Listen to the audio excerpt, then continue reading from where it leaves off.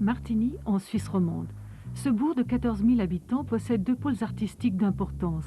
La Fondation Djanada, qui expose des artistes connus, le plus souvent décédés, qui figurent en bonne place dans les dictionnaires. Et le manoir de la ville, qui se risque à exposer des artistes contemporains et vivants.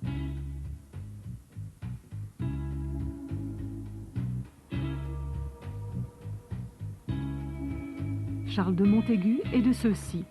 À 50 ans, il n'a cessé d'explorer des domaines différents, tout en conservant une ligne qui lui est propre. When you walk through the garden.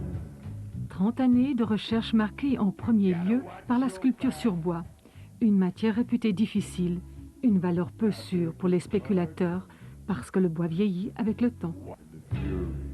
Construction stylisée, minimaliste.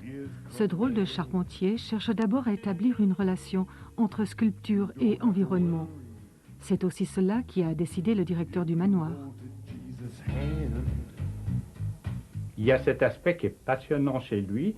C'est pas que des stèles, monolithes, fixes comme ça. Non, il y a chez lui ce côté déséquilibre, justement, instable. C'est toujours à la limite, n'est-ce pas? On se dit, tiens, comment va-t-elle tenir? Certaines pièces, surtout.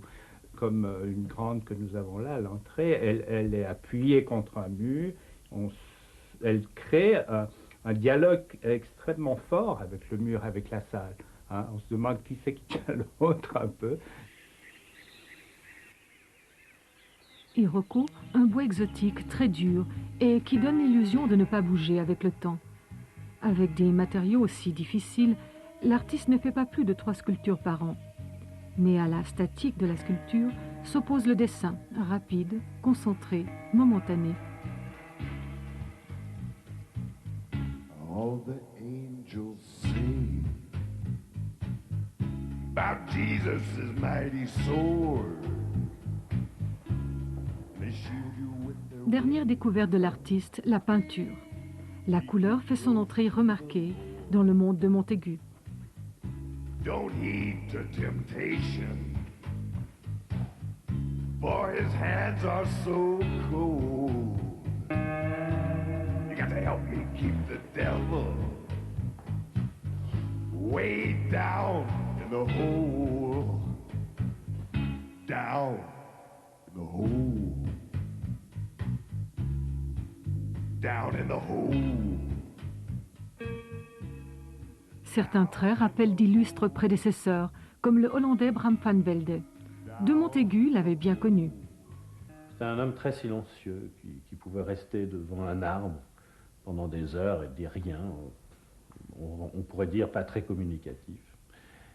Et il disait, ben voilà, mon cerveau c'est une éponge et j'accumule les choses. J'accumule, enfin quand on pourrait dire, c'est pas lui qui l'a dit, mais je pourrais dire, j'accumule dans la vie ce dont j'ai besoin, ce dont j'ai envie. Et après cette accumulation, ce qui transpire, donc l'éponge est pleine et après elle s'égoutte tout doucement, ça ce sont des projections, ce sont mes peintures. Pour obtenir le trait juste, l'artiste ne peut pas travailler à la chaîne. Il lui faut du temps et avoir les idées claires. Je ne peux pas aller dans mon atelier, disons, je n'arriverai pas à, comment on peut dire, disons, sous l'effet de la drogue, comme certains ont travaillé, de l'alcool.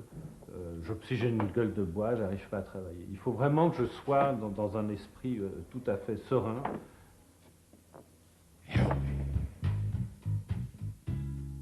Le bois encore, sous forme de gravure, de xylographie, forme récurrente pour des couleurs différentes. You got to help me. Les travaux de Montaigu sont moins faits pour plaire que pour découvrir et faire découvrir.